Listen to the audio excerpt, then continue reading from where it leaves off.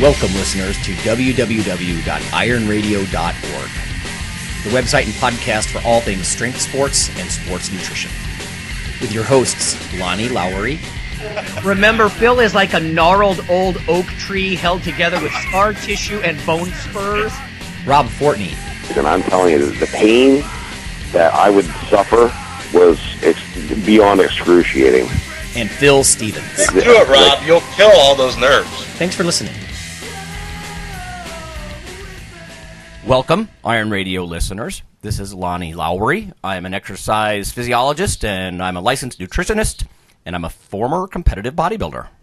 Hey, this is Phil Stevens, strength coach. I run Strength Guild, as well as a bunch of other things. And I'm just an all-around, try-to-be-not-suck guy. So, This is Dr. Mike T. Nelson, owner of Extreme Human Performance, faculty member at the Carrick Institute, and teach online for a couple of places, and creator of the Flex Diet certification. Alrighty. So we've got some news, Phil, right?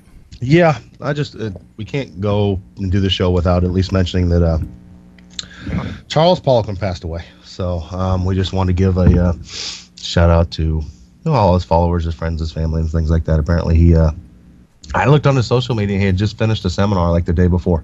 Oh. And was talking about, hey, look forward to coming back next year and stuff like that. But he had a heart attack, is what I'm reading. Okay. And I think, from what I remember, he battled heart problems before.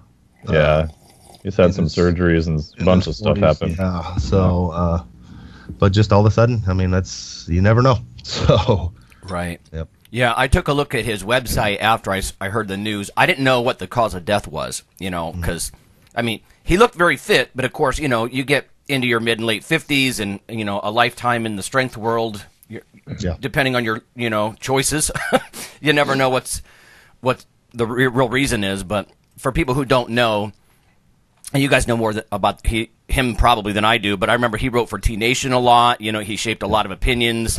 He worked with a lot of Olympic athletes and stuff like that. Canadian strength coach, right? So I know we're on a couple of Canadian podcasting networks, so we definitely have some Canadian listeners.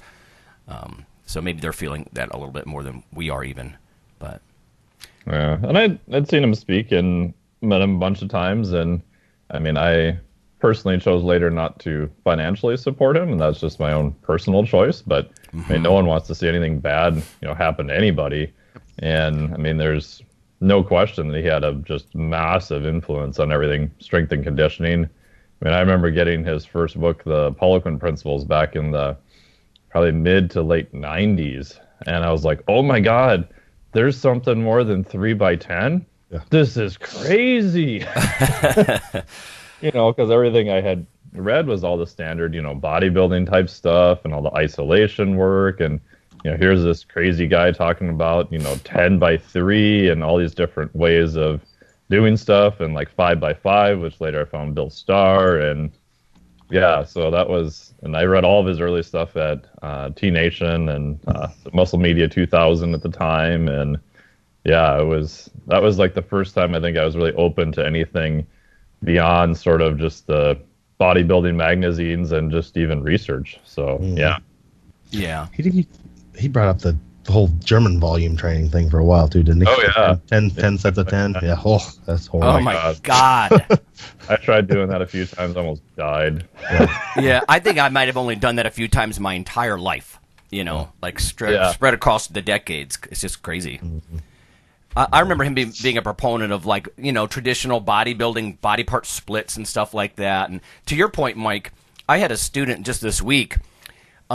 I'm not convinced, and I know this isn't going to surprise you guys, that a lot of people that are graduating from exercise science programs, they even spend a lot of time on progression models, and splits and all that kind of stuff. I mean, when they set up programming, they have your usual kind of testing and prescription, junior level course or something. But as far as actual programming and, where do I go from that 3 sets of 10?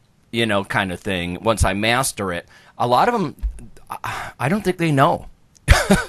And that's tough. That's tough.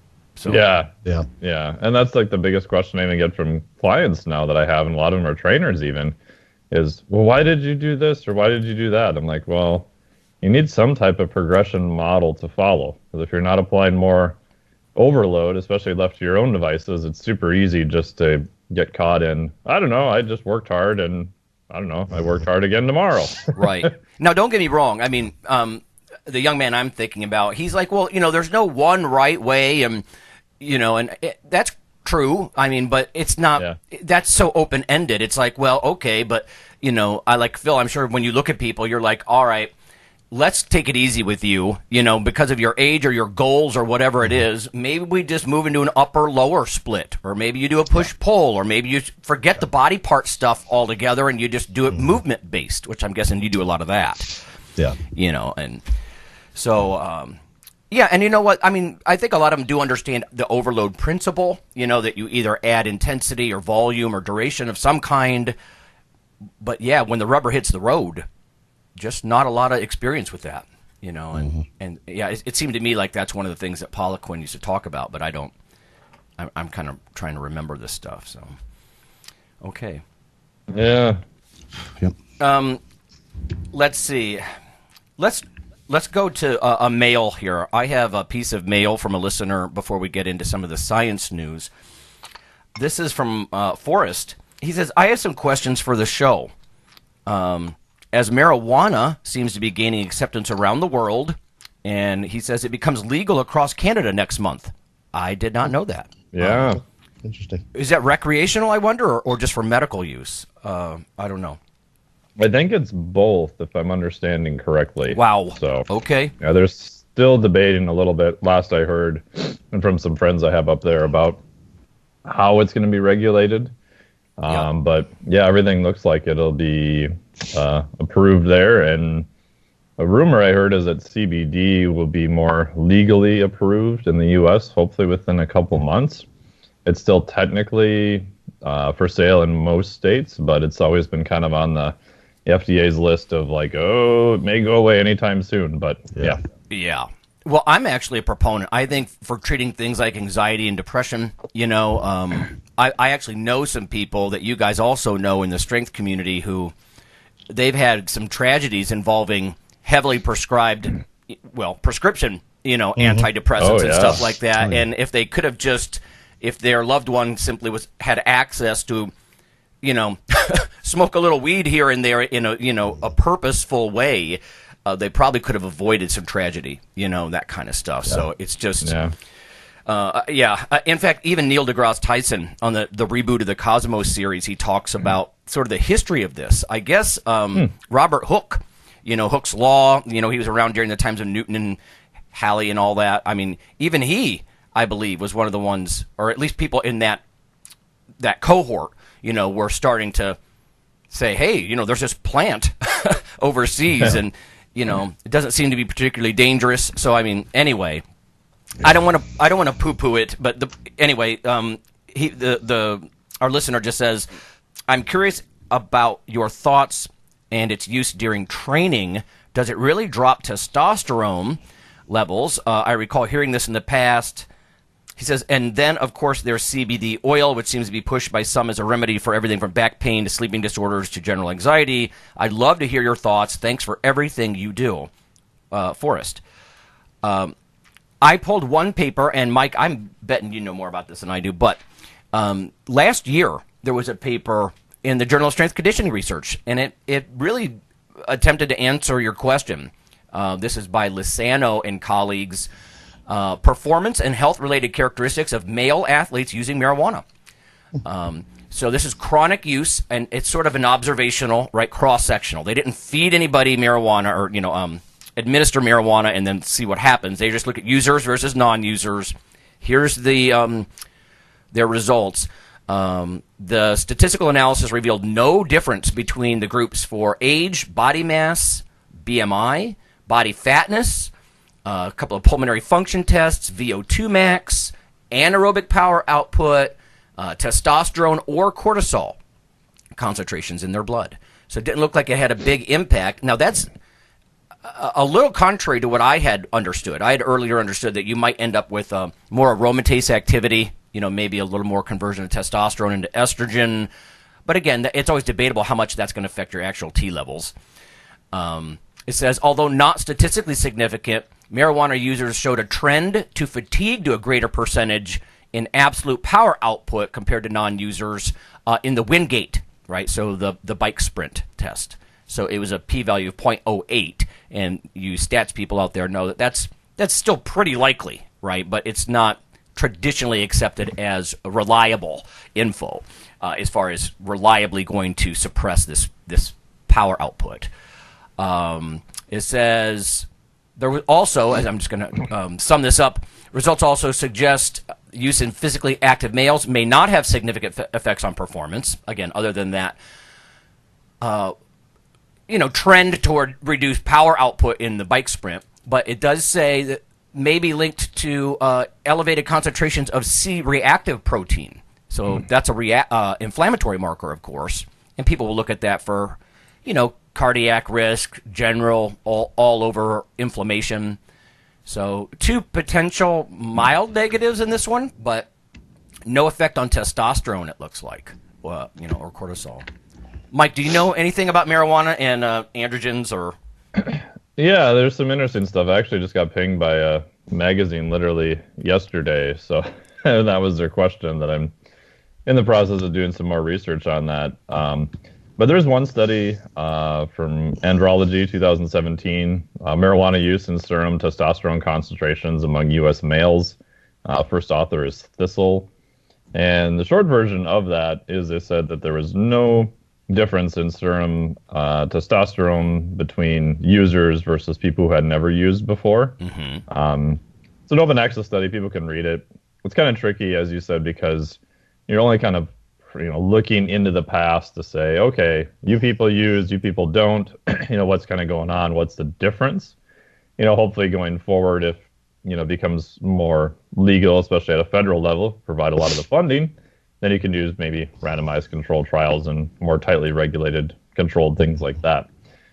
So everything that I've seen so far, which granted is not a lot, says it probably doesn't affect it.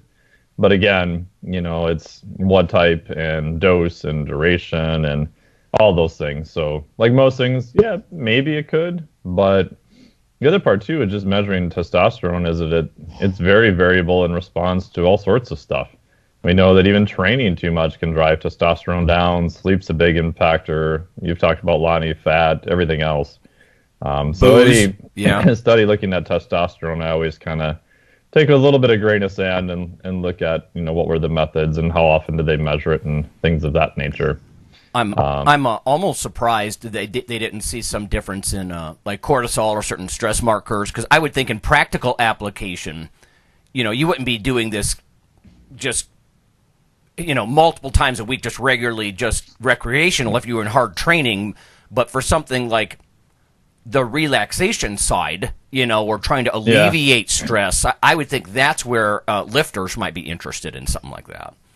But yeah, I would have guessed that cortisol would have went down, but I don't know, man. The more I study and look at it, I did a whole huge article on cannabinoids and TBI that should be out hopefully pretty soon because it's just taking me forever. But it just appears that the endocannabinoid system is massive throughout the body and is so conjoined with almost every other system. Mm-hmm. But I think just by different effects on that system alone, you can see some pretty profound changes in physiology. And maybe that doesn't affect kind of the standard markers that we would associate with stress, maybe cortisol and that type of thing. So I've often wondered if it's kind of running, I wouldn't say independently, but almost like another system that we haven't fully figured out all the things that it's involved in. And I think that's also why you have things that light up the system like marijuana, different cannabinoids, possibly CBD. You can see such a wide variety of things that they may possibly help with. And then, of course, the downside on that, too, is that, just like in fitness and everything else, people probably extend everything too far. You can find ads for CBD now that it cures everything from cancer to, the mole on your back to who knows what. And those are probably an overextension of everything that it can do. Mm-hmm. And even then you're back to, what type of dose, A lot of the manufacturers I wouldn't trust with a 10-foot pole, but there are some good manufacturers. It's also incredibly expensive and risky to be manufacturing CBD for the past couple of years because it's been such a gray area. Yeah. So that generally doesn't promote the big companies to invest their time in it because it's too big of a risk. Hopefully that'll change. And then the last comment on that too is that from what I've looked at so far, I think a mixed cannabinoid and a mixed hemp oil is probably a better place to start. So you get all the other cannabinoids in there. And then if you want to add more CBD on top of that, I think that may be beneficial. But again, we have limited data on that also. Right. Phil, have you known anybody, I mean, for hunger reasons? I mean, let's face it, there aren't many appetite stimulants out there that work. But have you encountered anybody who used either specifically, you know, as part of their training or just recreationally while they were training? Or Yeah, well, I know quite a few. I mean, honestly, from pain relief to stress relief to sleep to Yep. across the board. I can say I probably wouldn't be an advocate of like pre-training. Right? Especially for a strength workout, but Yeah, I know no. guys that do it. I know guys that do it too, but I mean, I know professional athletes that do it. Yeah. But I couldn't see it helping. I could see maybe like you were talking about, post-training, okay, time to relax and, you know, but, yeah, I mean, other than that, I don't know. I mean, yeah, I know plenty of people have, and it doesn't seem to hinder their progress. So, Yeah. Yep.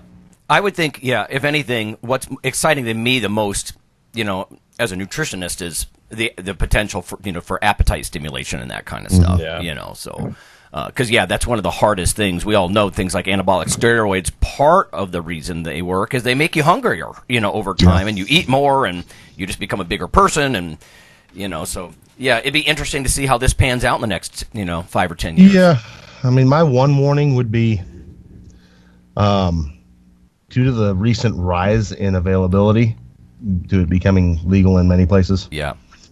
the marijuana available now compared to the marijuana in say 1995 Oh, is a not even lot different. So Yeah. if you last did it in 95 and you're going to think about doing it now, start slowly.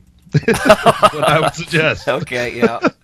You know, Phil, to that point, I think because of my interest in coffee, you know, I think we have to be very careful saying coffee or tea or, if in this case, marijuana is one thing, right? You have to really kind of educate yourself on the different types that are available and stuff like that, because they're going to be different. You know, they're going to be different. Yeah. And even the terpene content, there's some new research showing that may be one of the main things that, you know, is the difference. And then the mode of administration and, yeah, just where you get it from. I mean, the nice part is if you've been to states like we've been to Oregon and Colorado where it's legal, Oregon is like super strict on everything. And you can get like the, you know, COA on every strain and what it was tested for and some of the terpene content. And so the nice part is there's data available in states where it's legal. You just need to kind of poke around and know what to ask for. Yeah, educate yourself. In fact, I just looked this study from Lozano and colleagues from last year in that Journal of Strength Conditioning Research. Colorado. Yep, Colorado study. Yep. Yeah. All right. Well, we got two more here. Strength and muscle sport news. The next one is really just a heads up. I don't know. When you've been around for a long time, here comes a curmudgeon talk, but you see this kind of stuff all the time. But this is from labroots.com. Brenda Kelly Kim wrote this. It says, can this exotic fruit prevent obesity? So, of course, they talk about there's, you know, in fact, I think she wisely says there's always this sort of superfood or spice or something that's supposed to help you burn fat or whatever. They talk about things in the past that have some evidence behind them, like green tea, green coffee extracts, you know, that kind of stuff. Anyway, new research from the Amazon. There's a fruit called camu, C-A-M-U, if I'm pronouncing that right. A study by scientists at Université Laval, and I'm terrible with anything even vaguely French, so our French listeners can just laugh. And the Quebec Heart and Lung Institute Research Center suggests that an extract from camu, I guess it is, Prevents obesity in mice, even when fed a high-fat, high-sugar diet in their rat chow. A couple of sidebars to this is the fruit contains 20 to 30 times more vitamin C than kiwi, 5 times more polyphenols than blackberries. Now that's saying something. Because, of course, you look at the polyphenol content. That's one of the things that makes me so interested in eating berries so regularly. Lots of different health benefits. Basically, they gave one group of the mice the camu extract along with their food every day. After 8 weeks on the regimen, and of course one group didn't get the real fruit, but after 8 weeks the team observed that the mice who had the camu added to their diet had 50% less weight gain than mice who did not. Well, that's no small amount. So it'd be very interesting, for example, applying something like this during a bulking phase, right? So you're going to overeat specifically. And if you're not going to get fat, you'd hope that some of those nutrients would, sort of partition toward muscle instead, or at least not make you fat. The researchers sort of posited that the difference was due to an increase in resting metabolic rate in the mice who got the extract, and also gut microbiome, apparently. Let's see. And glucose tolerance improvements. Now, see, that's the one I roll my eyes at a little, because every one of these plant extracts seems to have some benefit on either insulin sensitivity or glucose tolerance. Not to say that it's false, it's just I've heard it so many times over the decades. But blood tests also revealed the mice who got the fruit had reduced concentrations of what they called blood endotoxins that were markers of metabolic inflammation. So we might be back to something like we were just talking about with like C-reactive protein, CRP. I don't know what they're talking about there. Maybe some cytokines. It says Andre Moret is a professor at the Université Laval's Faculty of Medicine and the principal investigator for the study. He explained, quote, all these changes were accompanied by a reshaping of the intestinal microbiota, including a blooming of A. mucinifila, I'm so bad with these, and significant reduction in lactobacillus bacteria. So I think it's funny, 'cause we used to only look at like blood markers of things, and now almost it seems like so often we're also saying what happened to the gut biome, as a potential mechanism. So camu fruit in the news. Obviously, I don't have to tell most of our listeners this. Watch for supplement companies to start jumping on something like that. They're always looking for something new. And I don't know. Based on this, I would suggest it maybe as an adjunct to a bulking phase. So, I don't know. Just neat. Looking out there, it looks to be everywhere. So, looks to be readily available. Oh, really? Yeah, it's all over the market. So, I wonder how much of that is actually legit. Because like the last time there's several years ago, there's a certain extract that the raw material, because I looked into it, was literally not available. It became so popular they just basically harvested the crap out of it. But yet you saw people for years after that still selling it. So I'm like, yeah, you know what? I think a lot of it is the industry playing catch up. I mean, I remember back in the 91, 92, we were doing creatine work. We had to order it from Sigma Chemical, and it cost a fortune.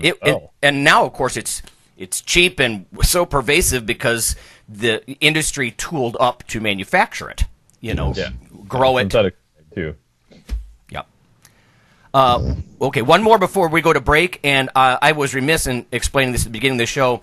Our topic of the day is going to be how to start badly start a gym, right? So how to fail a gym startup is going to be our topic of the day. We're going to give you some tips on how to really screw it up, waste a lot of money. So tune in for that. Last one.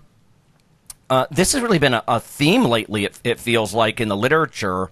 This is something I did my dissertation on, so I'm always interested in it. But effective caffeine supplementation on quadriceps performance after eccentric exercise.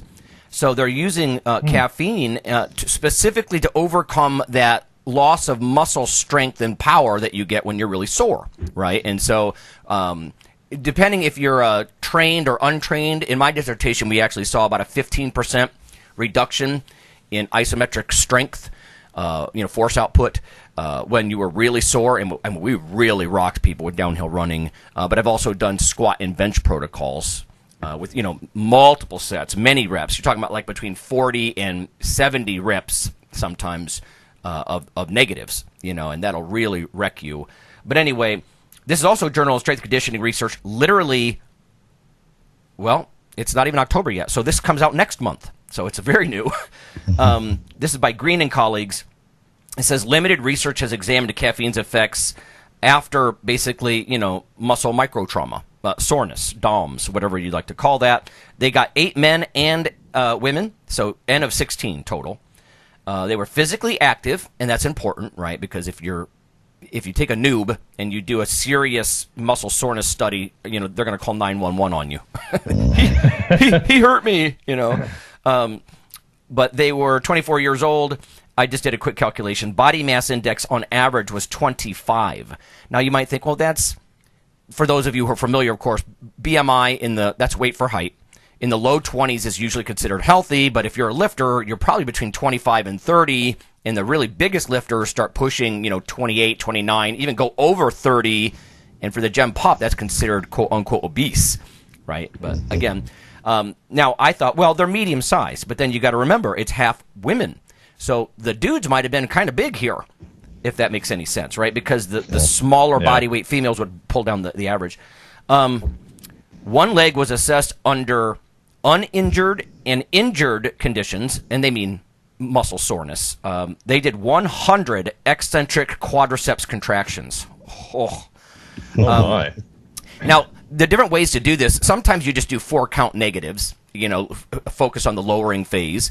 Sometimes people will get run downhill. Sometimes they'll put them on like an isokinetic device or something where they try to resist, and like if you're in a seated position, you try to keep your leg straight and it's going to bend your leg. You know what I mean? So you fight it all the way down. In any case, that sort of lengthening contraction.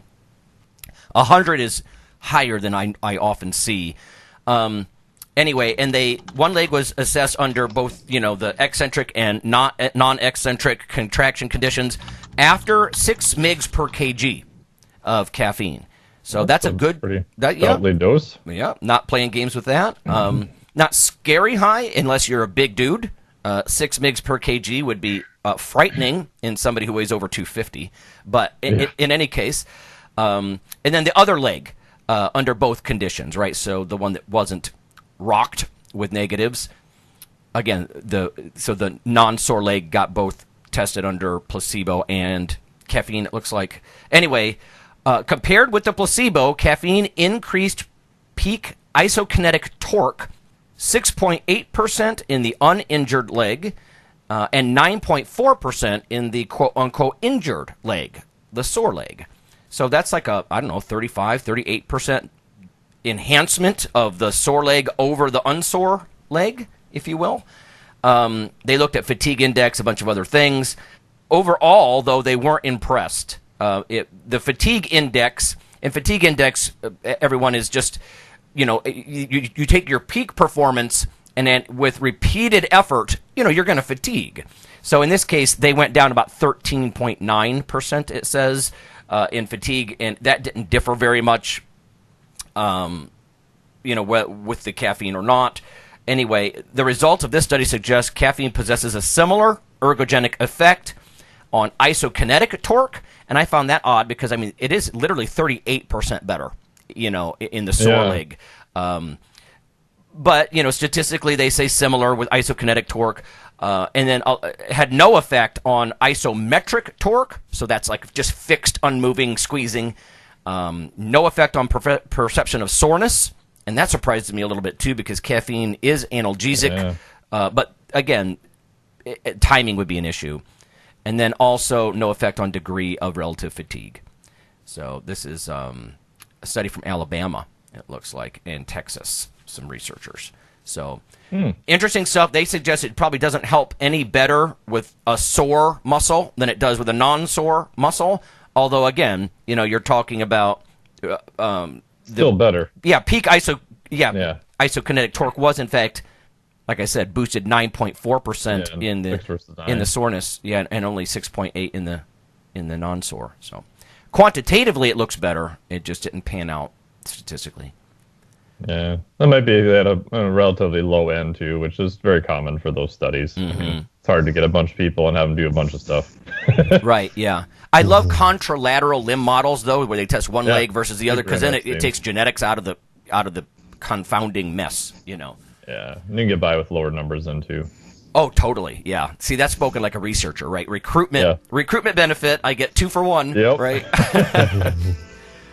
Anyway, yeah, I thought that was interesting, right? Because a lot of people, us included, are going to use caffeine and often sore. Does it help more when you're sore? And this study suggests, meh. So, all right, that's all we got. We're going to go to break. When we come back, we're going to offer our best tips about how to fail a gym startup.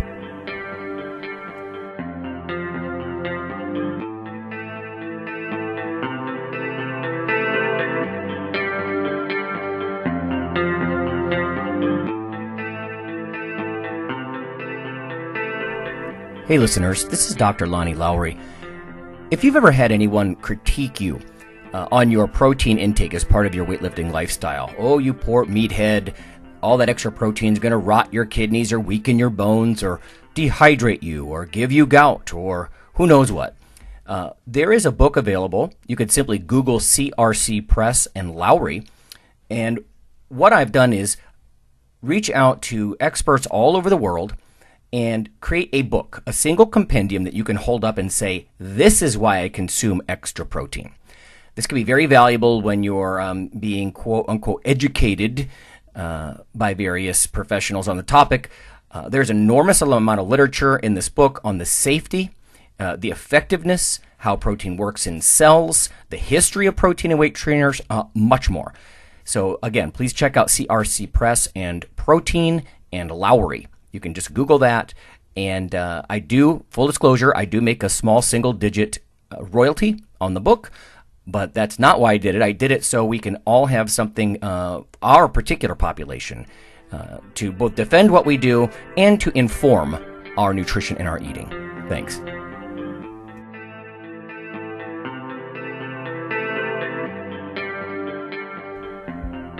Iron Radio is, of course, primarily a podcast.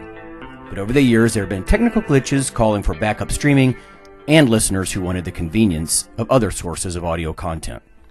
Toward this end, Iron Radio is now simulcast and backed up on YouTube. If needed, please search Lawnman07 or Iron Radio from within YouTube. There's not much video, but if you like to listen through YouTube on a Roku or other living room device, there you go.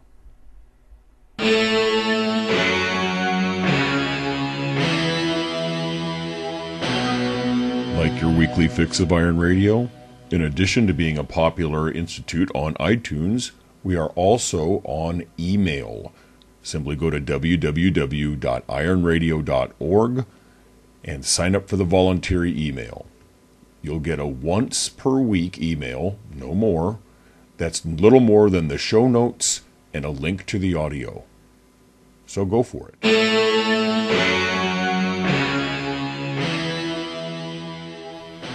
Okay, everybody, we're back, and like Lonnie told us in the pre-show there, we're going to talk about what is our best advice for badly starting up a new gym. So I'm going to lead it off with, I think the number one tip would be, don't find a niche. Make sure you just go for the same market that like all the big gyms are going for. Same exact people. Yeah. Don't find something you specialize in or anything like that. You go right up against Gold's and Planet Fitness and just take them out. So that's a great idea. Yeah. In fact, you know what? Even find an area, like open an area where there's lots of those. Yeah. Go right. do like McDonald's does. Your friend. Yeah, do like McDonald's does and find out where they're going and open across the street. So, like directly and taunt them. Taunt them, right? Yep.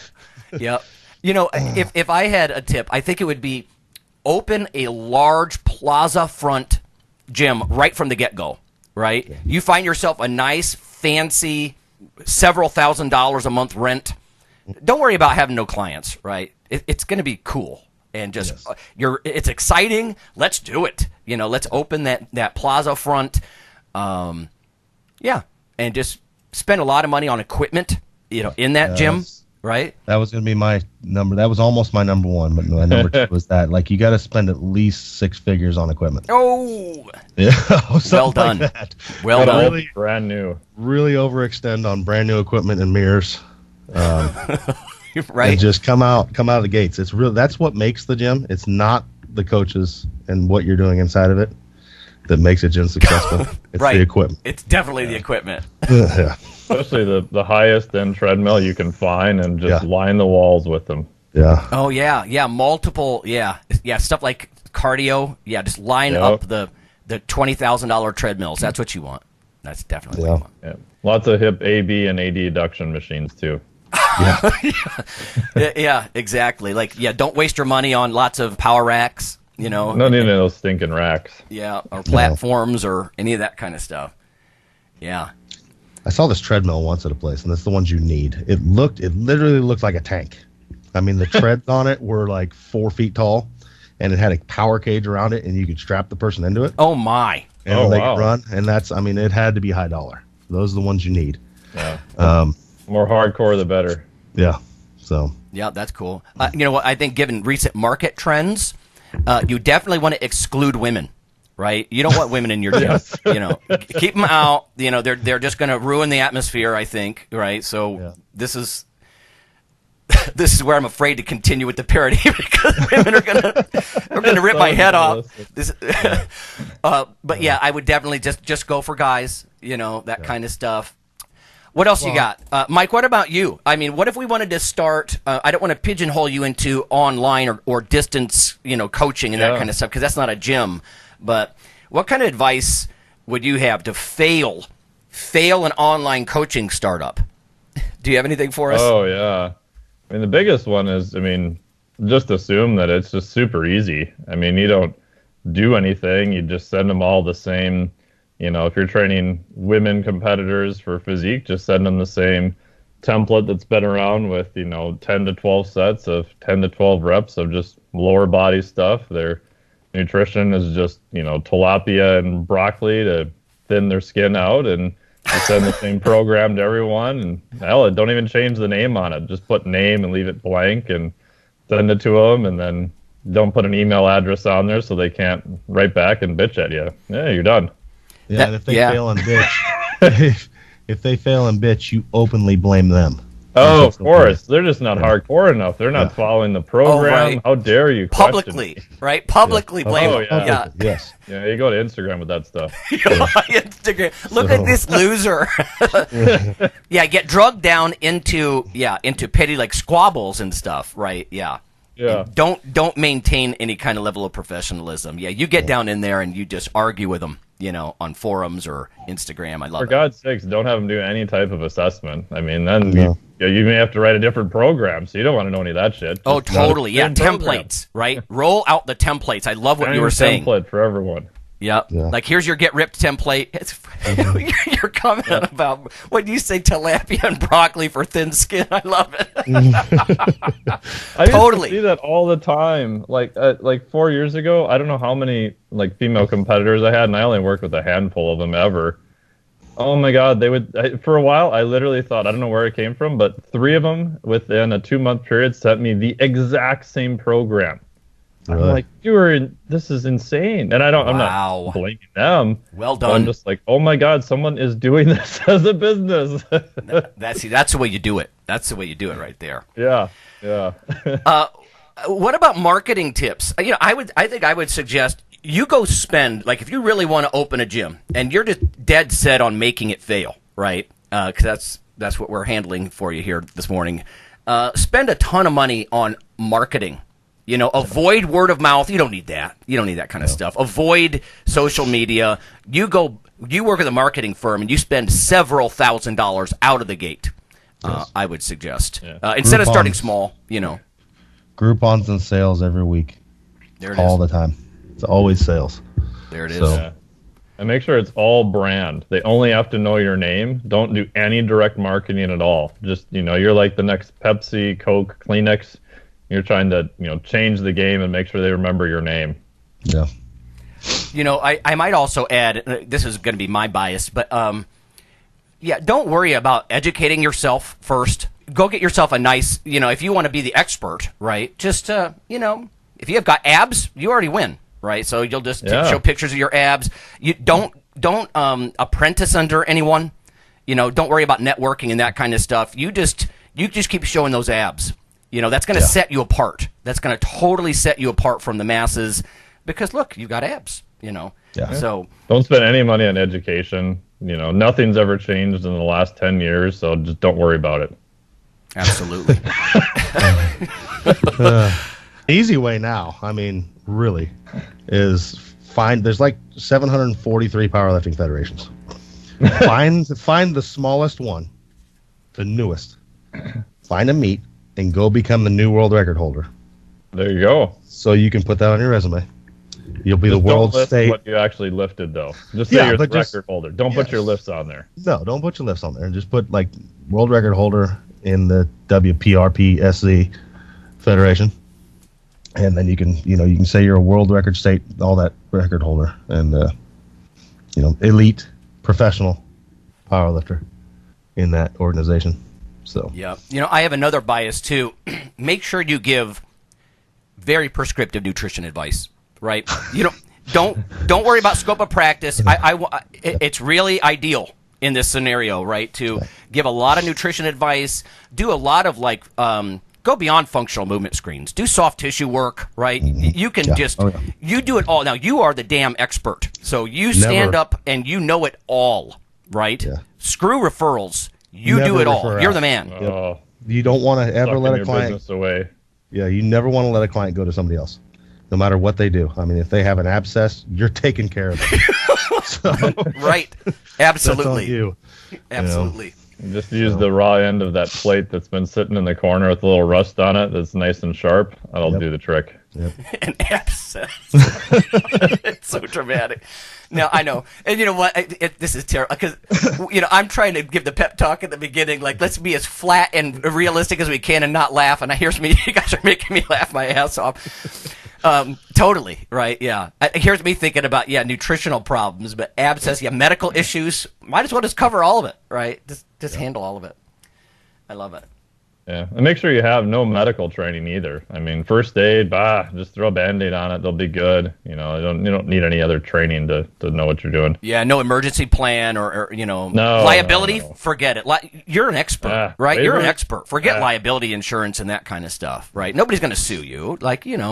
You can if you're handling everything from the rehab and the medical issues, the nutrition. You're a fitness guru for God's sake. So, and you're hell-bent on opening a failed gym. So there you go, right? Forget liability and medical. Brings you to the point of make sure you do everything yourself. So you have to be there training everyone. You're taking out, the abscess. You're doing the marketing. You're the only one there, and it's all on you. That's a good point. Because you're an entrepreneur, and that's what right. Gary Vee said. That's a great one, Mike. Absolutely. Not just an expert on the health side, but you're a business expert. You're everything, man. Yeah. Yeah, you're a business expert. You can handle the finances, taxes, attorneys. They're too expensive. Don't hire them.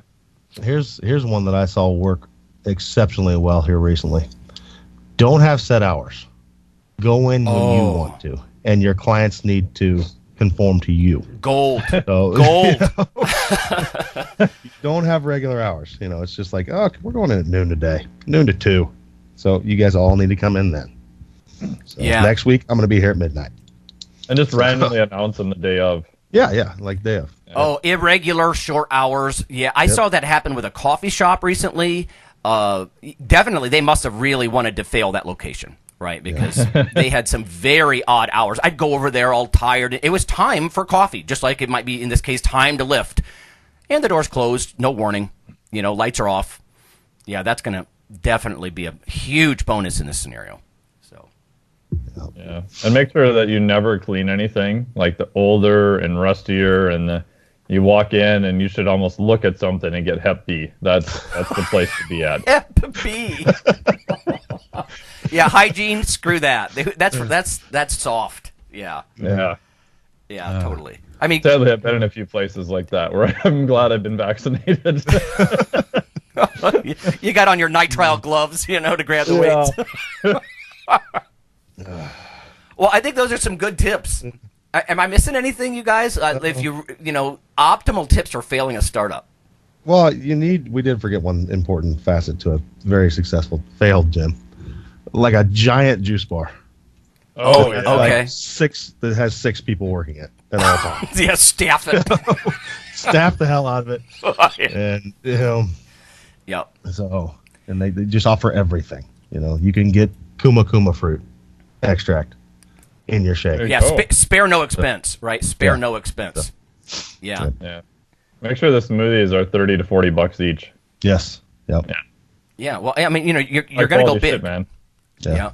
Yeah, you might as well. I mean, if the intent is to fail, if the ideal situation is to have this awesomely failed, this awesome facility, juice bar, treadmills out the yin yang, heavy commercial, marketing and advertising, all this, like roll out big and last for about 3 weeks. Yeah, I forgot one thing on the equipment though. So you're sparing no expense on your equipment. Except for the barbells. Go cheap. Well, they're not going to be The used. barbells have to be the cheapest ones there are. Oh, that's good, They bend and break all the time. Because you don't want people actually lifting weight. You want them on your machines. And so just cheap the cheapest barbells there are. That's a good one. Yeah, well, after week 2, you call it the Buffalo Bar, even though it wasn't originally. Yeah, it looks awesome. It just looks awesome. Makes you look big. Makes you look strong if you've got this Boeing $20 barbell. On your back. It's like the one time we lifted Lonnie with the bloated weights and the female barbells that were the thinner ones that were like flexing. Oh, was that DC, I think? 315. Yeah. Yeah. DC. Oh my God, Phil. Now we've all seen those kind of bumper type weights, but these were excessive. I mean, it was a 45-pound weight. Those plates looked way bigger than 100-pounders. And we had, now Phil, you'd laugh because you're so much stronger than we are, right? But we had the barbells stacked literally from like the very tip, not just with the collar, from the very tip end of the bar right up to the knurling, with these giant weights. And, we're bobbing up and down. I don't know. It might have been 2 1/4. But it looked like we were squatting, 800 pounds for like reps, Oh, yeah, that was fun. Anyway. All right, everyone. Well, that's going to be our whirlwind tour, I think, of some fun ways to, really thoroughly fail that gym startup, when that's your goal. These tips will be invaluable, I think, if that is in fact what you want to do. Like, leave yourself a good 100,000, 150,000 in debt, and your head's swimming like 2 months later, wondering what happened. These are all going to be solid gold for you. Yeah. And make sure you don't file it under a separate business. Run everything out of your personal address, too. Another fantastic tip. See, we're full of these gold nuggets. All right. Well, that's going to be it this week, everybody. We'll catch up with you next week. Yep. See ya. Thanks a lot.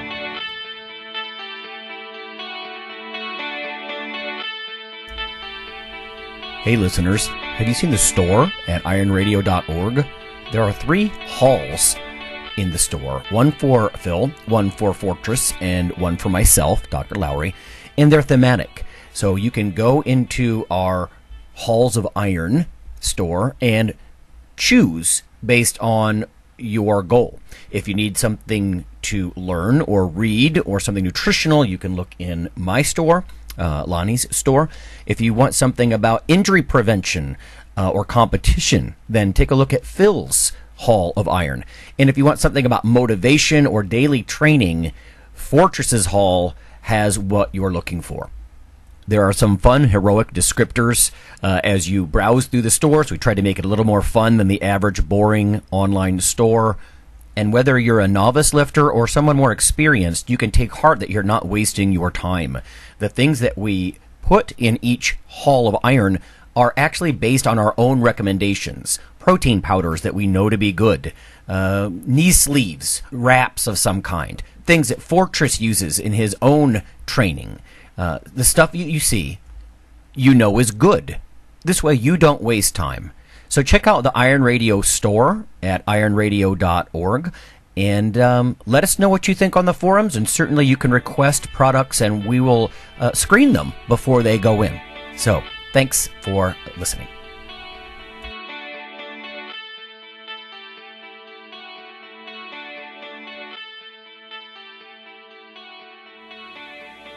Iron Radio is accepting donations. If you like what we do, the professors, the scientists, the bodybuilding show promoters, the athletes themselves in powerlifting and bodybuilding, please consider making a donation or maybe buying something from the IronRadio.org store. We also are accepting supporting members. So for $4 a month, which is frankly less than the bank sneaks out of your account in fees, you can step up and support a form of sort of public radio for the bodybuilding and powerlifting and strength community. The Iron Radio podcast and all of the audio on ironradio.org is for informational purposes only. If you're interested in starting a diet or exercise program, it's important to check with your physician. Also seek the help of registered dietitians, athletic trainers, and qualified exercise physiologists in order to make the progress that you need.